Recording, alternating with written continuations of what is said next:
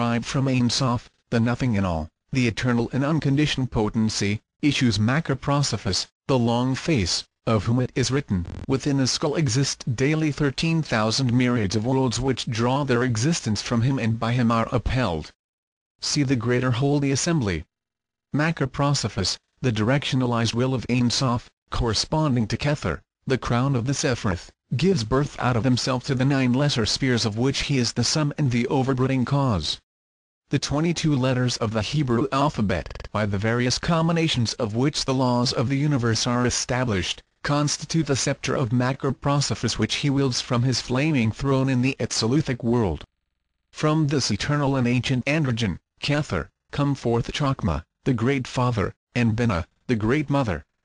These two are usually referred to as Abba and Ama respectively, the first male and the first female, the prototypes of sex.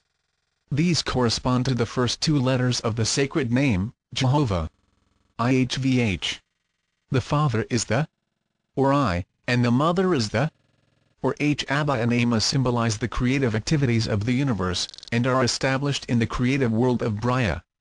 In the Sefer HaZohar it is written, and therefore are all things established in the equality of male and female. For were it not so, how could they subsist? This beginning is the Father of all things, the Father of all fathers.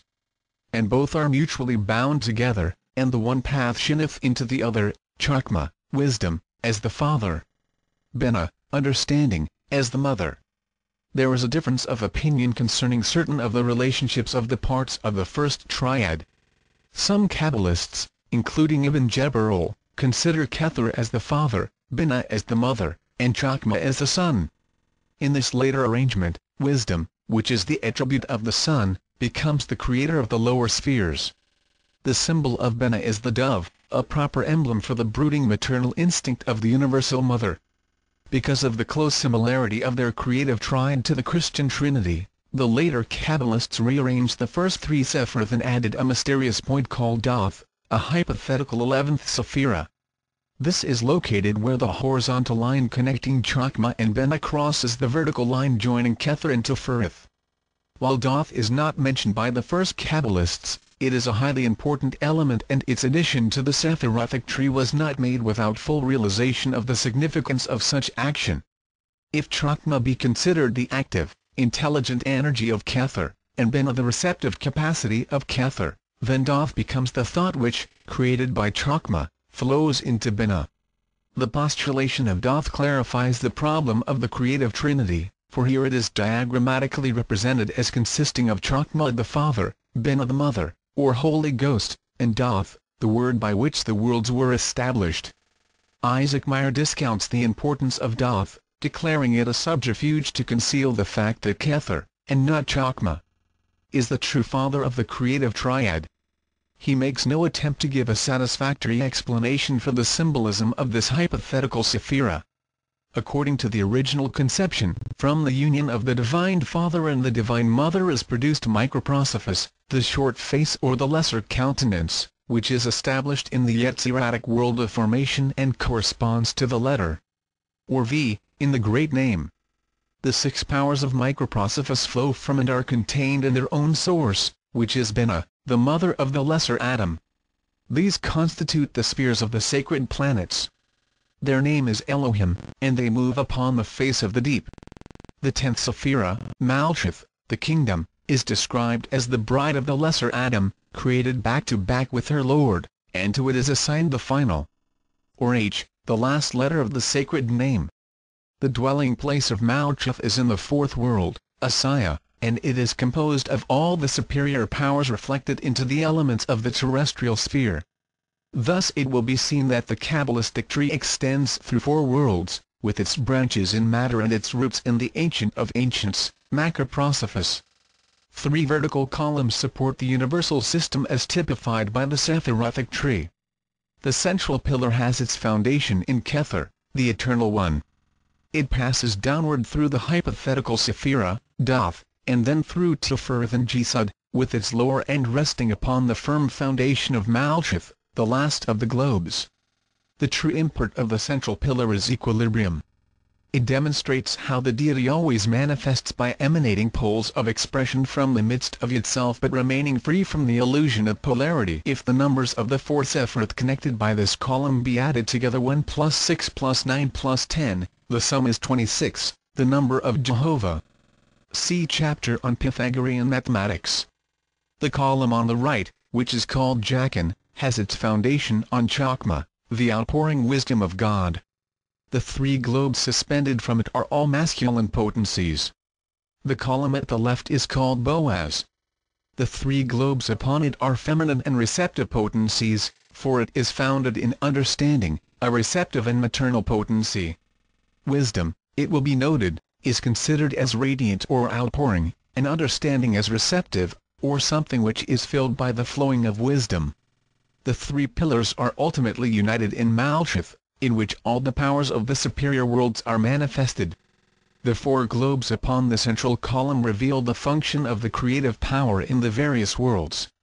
In the first world the creative power is will, the one divine cause. In the second world, the hypothetical doth, the word coming forth from the divine thought. In the third world, Tefereth, the sun, or focal point between God and nature. In the fourth world it is twofold, being the positive and negative poles of the reproductive system, of which Jesud is the male and Malkuth the female. In Kirker's Sephirothic tree it should be especially noted that the ornaments of the tabernacle appear in the various parts of the diagram. These indicate a direct relationship between the sacred house of God and the universe, a relationship which must always be considered as existing between the deity through whose activity the world is produced and the world itself, which must be the house or vehicle of that deity. Could the modern scientific world but sense the true profundity of these philosophical deductions of the ancients, it would realize that those who fabricated the structure of the Kabbalah possessed a knowledge of the celestial plane comparable in every respect with that of the modern savant. The Tetragrammaton, or the four-lettered name of God, written thus, is pronounced Jehovah.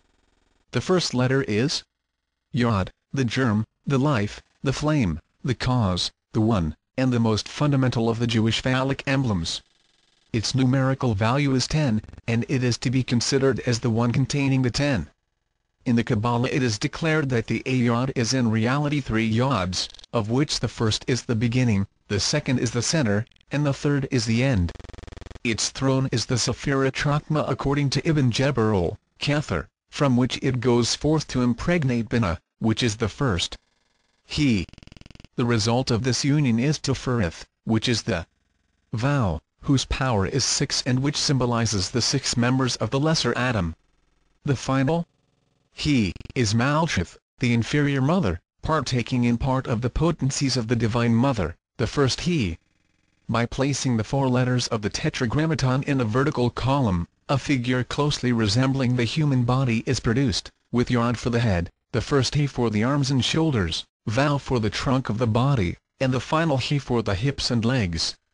If the Hebrew letters be exchanged for their English equivalents, the form is not materially changed or the analogy altered.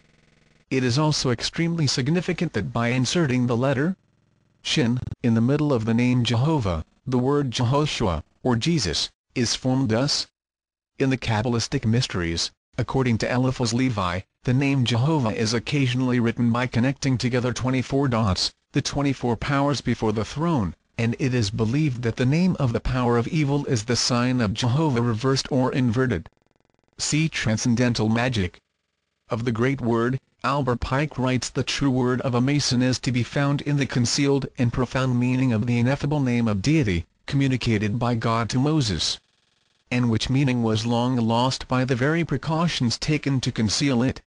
The true pronunciation of that name was in truth a secret, in which, however, was involved a far more profound secret of its meaning. In that meaning is included all the truth that can be known by us, in regard to the nature of God. See Morals and Dogma. Insert. The Sephiroth in the form of the solar system. From Maurice's Indian Antiquities. Thomas Maurice reproduces the above engraving, which is modification of the elaborate tree on the preceding page. The Sephiroth are here superimposed, decreasing in size as they decrease in power and dignity. Thus, the crown is the greatest and the all-inclusive, and the kingdom, which represents the physical universe, is the smallest and of least importance.